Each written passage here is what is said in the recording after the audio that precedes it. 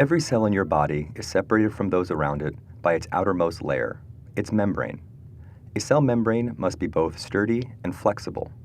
Imagine a membrane made of metal, great at keeping the cell's guts inside, but horrible at letting materials flow in and out.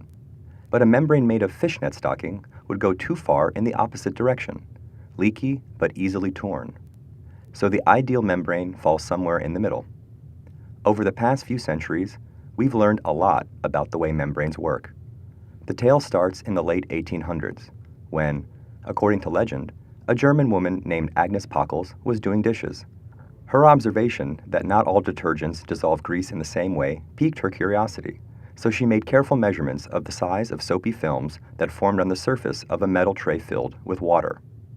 Later, in the 1920s, GE scientists Irving Langmuir and Kathleen Blodgett re-examined the problem with a more elaborate contraption and found that those tiny slicks were in fact a single layer of oil molecules.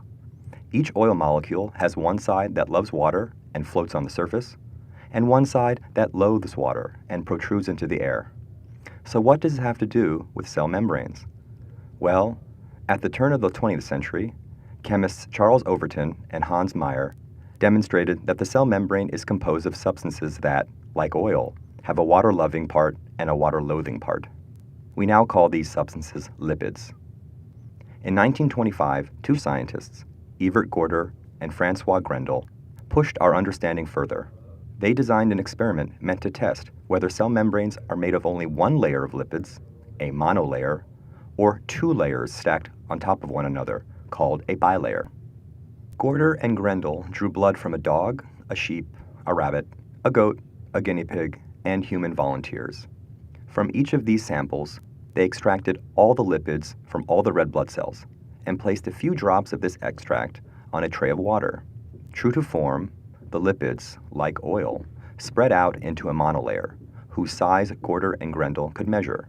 If they compared the surface area of that monolayer to the surface area of the intact red blood cells, they'd be able to tell whether the red blood cell membrane is one or two layers thick.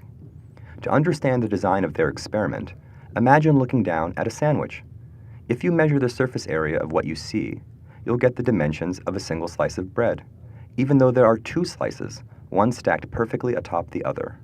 But if you open the sandwich and place the two slices side by side, you get twice the surface area. The Gorder and Grendel experiment is basically the same idea. The open sandwich is the monolayer formed by the extracted cellular lipids spreading out into a sheet. The closed sandwich is the intact red blood cell membrane. Lo and behold, they observed a 2-to-1 ratio, proving beyond a shadow of a doubt that a cell membrane is a bilayer, which when unstacked yields a monolayer twice its size. So almost 30 years before the double helix structure of DNA was elucidated, a single experiment involving fancy versions of household materials enabled deep insight into the basic architecture of the cell.